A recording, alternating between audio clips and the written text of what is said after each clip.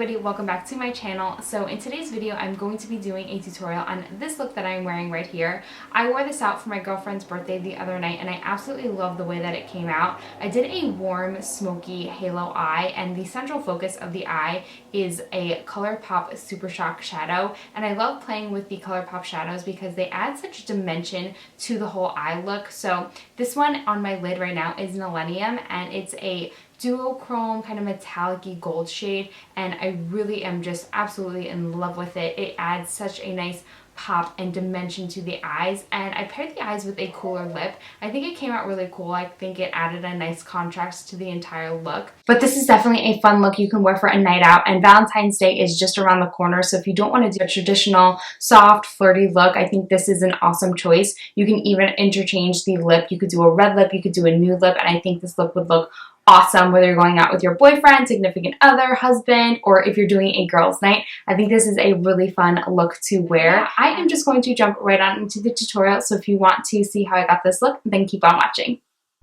Okay, so as always, I'm taking my MAC Soft Ochre Paint Pot and applying that all over the lids with my finger. This is going to give the eyeshadow something to stick to, and it's also going to blink out any discoloration.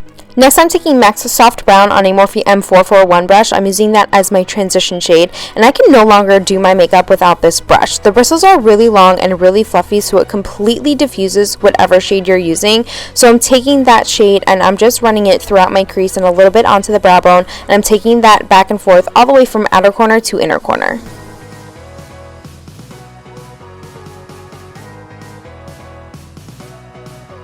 Next, I'm taking Makeup Geek's Chickadee, and I'm doing the exact same technique that we did before with the soft brown. I'm using the exact same brush, just taking it from outer corner to inner corner throughout the crease and onto the brow bone. And I really like to use Chickadee with warmer looks. I think it complements the shadows really nicely.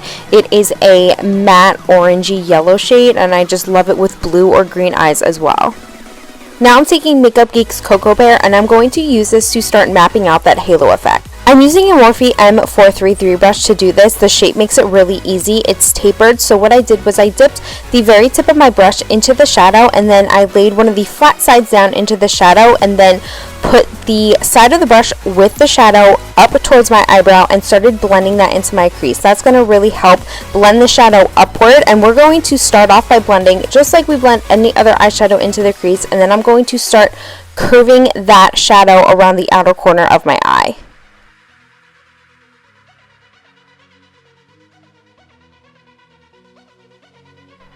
I took some more of Makeup Geek's Cocoa Bear and I started packing on that shade with the same brush on the inner corner of my lid, and then I began to connect the inner corner shade to the rest of the shadow that was blended throughout my crease, and you just want to make sure that you're blending everything together and everything is connected and seamless.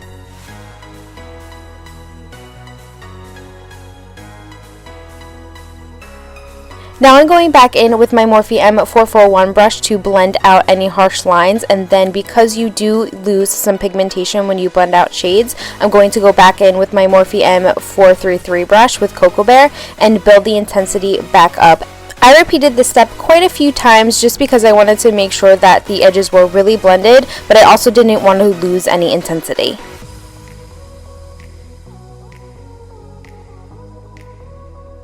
Next, I'm taking Chocolate by Anastasia Beverly Hills, and I'm taking that on a Morphe M507 brush. It's a very small, precise, pointed blender brush, and I'm focusing that on the outer corner, again, just rounding out the edges, and then I'm going to apply it into the crease, directly in the crease. You want to apply it below Cocoa Bear. You really don't want this to go above your crease. And then again, I am going to take it in the inner corner of the eye and make sure everything is just connected and blended.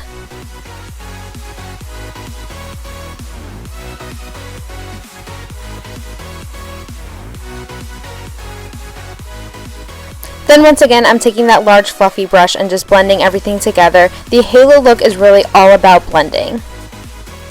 Now for the center of the lid, I'm taking ColourPop Get Lucky. This is a gorgeous true metallic gold shade, and I'm just taking that on my fingertip and applying it right to the center where we have no shadow.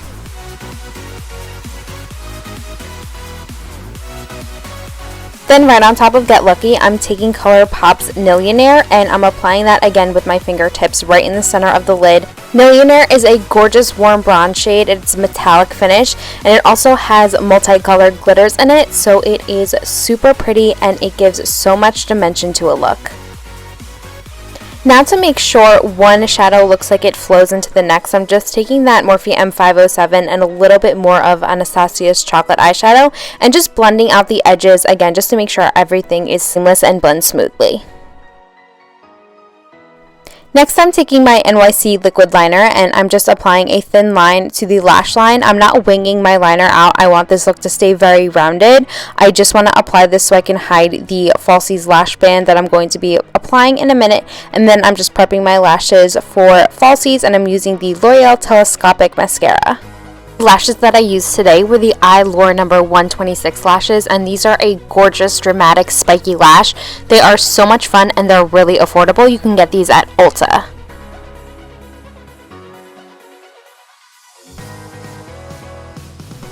Now moving on to the face, I'm going to prep and prime my skin with the Maybelline Baby Skin Primer, and I'm just applying this to areas of my face where I have a little bit of uneven texture or areas of my face that I want to smooth out. Next, I'm going to go in with my foundation. This is the Nars Sheer Glow in the shade Fiji, and I'm taking that on my Real Techniques blending sponge. And this used to be my absolute all-time favorite foundation, but it does have an ingredient that does not work well with my skin. So I haven't been using it recently, but I wasn't keeping this makeup on for long, so I decided just to wear it. But I'm just blending that into my skin. To cover my dark circles, I'm taking my Pixi color corrector. I got this from Target. This product is very similar to the Becca color corrector, but I'm just applying that with my finger underneath my eyes, and then to blend it out, I'm using a blending sponge. I like to use a sponge rather than a brush with this product because it does tend to crease, so I like to use the sponge to absorb any excess product. Now to conceal and highlight, I'm taking my Maybelline Fit Me Concealer and applying that underneath my eyes, down the center of my nose, forehead, and chin. You know, the huge. And you want to apply a concealer that's 1 or 2 shades lighter than your natural skin tone, just to bring forward any areas of the face that you want to highlight. And I start to blend this all in with my blending sponge, and then for the eyes, I like to do my eyes last so I can set it with powder right after I finish blending in the concealer for my circles. But then I like to go in with a brush and just make sure everything is really blended out and you can't tell where your concealer ends and your foundation begins.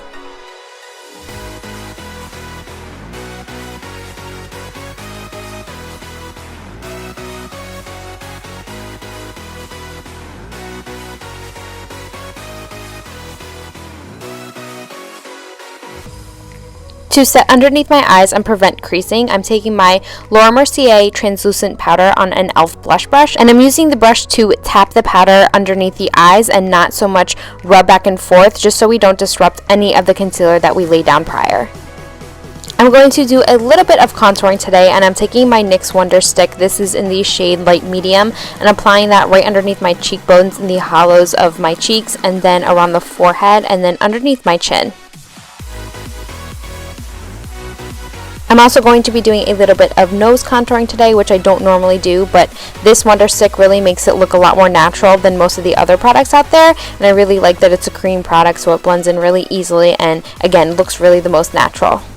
You can use whatever brush you like to blend everything in, or if you want to use a sponge, you can go ahead and do that as well. I really like the Sigma F84. It's a angled round top kabuki. I really like this for blending in any sort of cream product or highlight.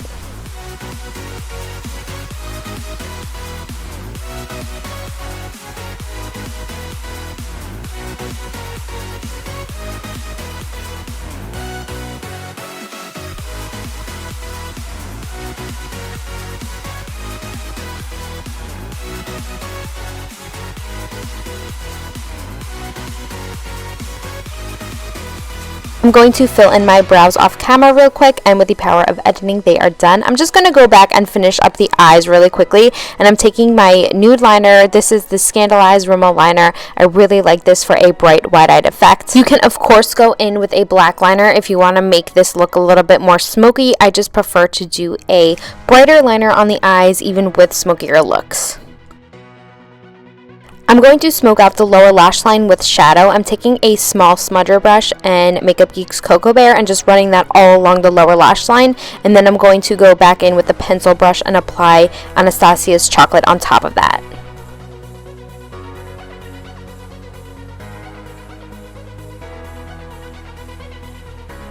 Then to buff everything out, I'm just taking the Morphe M441 and some of MAC's Soft Brown and just buffing the lower lash line out and blending everything out. Then I'm quickly coating my lower lashes with the Rimmel Lash Accelerator Mascara. Next, I'm just going to warm up the skin a little bit. I'm taking my Makeup Forever Pro Bronze Fusion Bronzer. I forget what shade I have, but I'll be sure to list it in the bottom bar below. And I'm taking that on a Bare Minerals brush. This is their Kabuki brush, and I hated this bronzer for the longest time because I couldn't get it to show up on my skin. But I think the key to this bronzer is using the right brush. The brush, or the bristles of this brush, have stiffer bristles, so I think that's why it works so well. It picks up enough product and transfers it to the skin really nicely. To highlight the high points of my face, I'm going in with my Mercier Lumanizer and a Morphe M501 brush, and this brush has changed the way I do highlighting. This just makes it look so flawless. It blends it in really nicely and it doesn't create that streak of highlight. For my blush today, I'm going in with City Color Cosmetics Be Matte Blush in the shade Toasted Coconut. I absolutely love shades like this. It actually looks like a bronzer, but it is just a very neutral brown blush. I absolutely love City Color Cosmetics matte blushes. I have a code for 10% off for them in the bottom bar below. It is Nicole L. You can get 10% off your entire order. On my lips, I used Kat Von D's liquid lipstick in Bow and Arrow. I feel like this shade gave the whole look a little bit more of an edge to it. I feel like it looks a little bit more grungy. You can go in a totally different direction and wear a red lip or a nude lip. I think either choice would be really nice, but I kind of wanted a grungier look, so I went with Bow and Arrow. Finally, I realized I forgot to do a brow bone and inner corner highlight, so I'm taking my MAC Pro Sculpting Powder in the shade Emphasize, and then the look is complete. Thank you so much for watching. I hope you enjoyed this tutorial. Don't forget to follow me on social media and subscribe to my channel. My social media links will be posted down below, so follow me and come say hi. Thanks again so much for watching, and I'll see you all in my next video. Bye.